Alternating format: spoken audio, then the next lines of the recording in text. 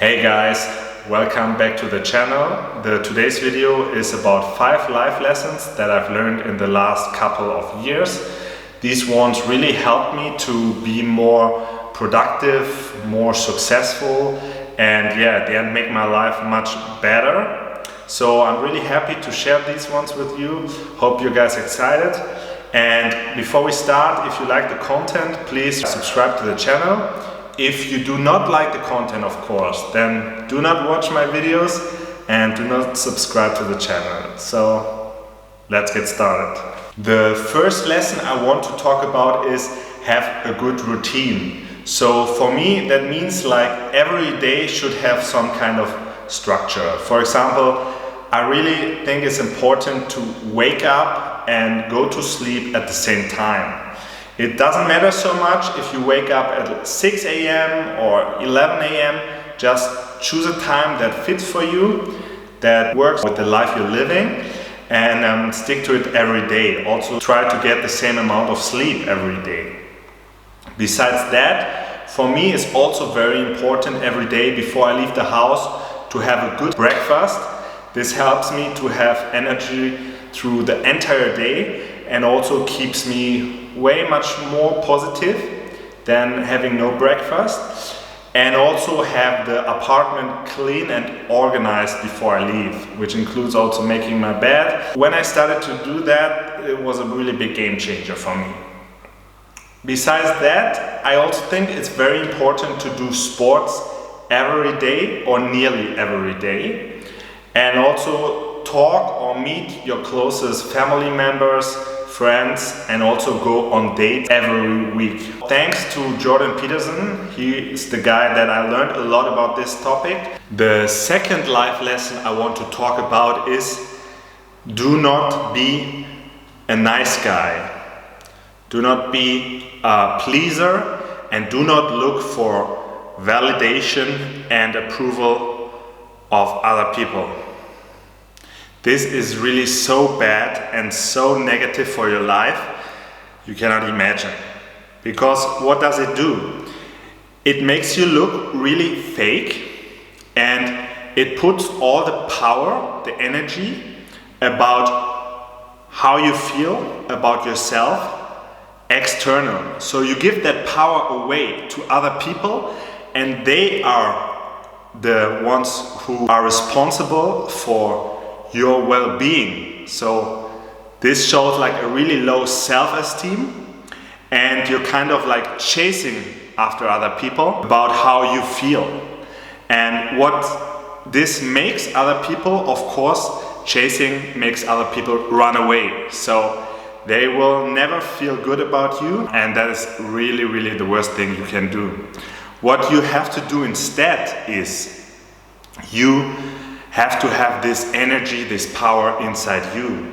And how to get it inside you is by giving the validation about yourself back to you. So you are saying what is good and what is bad about your life. You validate it. Nobody else can do that. No matter what people say, you don't give a damn about it. You know what is good and what is bad. You don't care about other people's opinion. So you put the focus on the journey and not on the outcome. Like you don't care what is the result, how many people watch this video, how many people like it or not. Because you find it's good, so you will do it. And this gives the power back to you. This makes you very authentic, not fake, very authentic. Of course, it also makes you very vulnerable. You show who you really are. This is like, you're not fake anymore. That's really you. That's like difficult for most people to do, to show who they really are. So much easier to hide behind like a fake. And it also makes you very magnetic. The people will suddenly chase after you. They're interested in you. This works for all kind of interactions with people, with friendship, with relationships. And when you experience this for the first time, this is a really spectacular thing. This is really my advice to do that, which also include having like boundaries.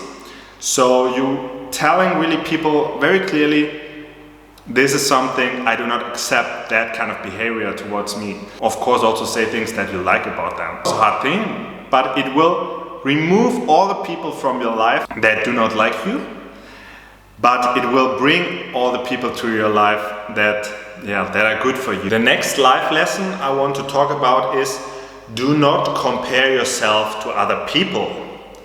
So why should you not do that? It's good to compare to other people, isn't it? You see your progress? No, it's not. First of all, it makes you have one of the really negative emotions that you have to avoid as much as you can, which is being jealous. Oh, you wish to live in that kind of house this person has. You want to have this kind of car or this kind of girlfriend. That only brings harm and negativity into your life. So, of course, we all do that. But when you do it, think back about it, it really doesn't help you, so try to avoid it. The second reason is, who do you want to compare yourself to? Who is like you? There's nobody like you. Even if you have like a twin brother, is different than you. Every person has different talents, has different weaknesses. And also, if it's not your family, you're also coming from like a different background, financially and so on. So it doesn't even make sense to compare yourself to anybody. But there is somebody you should compare yourself to, and that is you. That is the older version of yourself. You should always see how you've been like a month or a year ago and look if you're making progress. You always want to learn from your mistakes and become a better version of yourself every day. And if you're doing good, then that is something you can be really happy about. And if you haven't done so much progress the last couple of months or years, it's okay. It's always time to improve, and always see it as a chance to get better, no matter how old you are or in which kind of situation you are at the moment. The next life lesson I want to talk about is it's important to be a charismatic and fun person. Always when you're hanging around with people, try to make them have a good time. Take it easy, not so serious. Make them enjoy the interaction with you. From my videos you can see that I'm already doing this really great, not being so serious. No, just kidding. I still have to practice, of course, also to be a bit more relaxed in front of the camera. How to do that in a good way? So the first thing I would say is, of course, to tell jokes. Telling jokes is not that easy. However, I think everybody can kind of learn this, and you don't really have to be a comedian to be funny and make people laugh. I want to talk about two easy ways to make people laugh actually. The first one is, for example, if somebody says something that is kind of like weird or not usual, like, oh no, I haven't watched the FIFA World Cup final, you can always do like the silent walk off. You just stand up, walk away, and that usually gets an easy laugh. Like, people usually laugh about it. Or you could also do it a bit less intensive. You can just say like, what's wrong with you, man? That also usually makes people laugh. Second thing is always important to have some like absurd answers. Especially when you're talking about these boring things like, where are you from? What do you do for a living? It's always cool to have some really weird answers.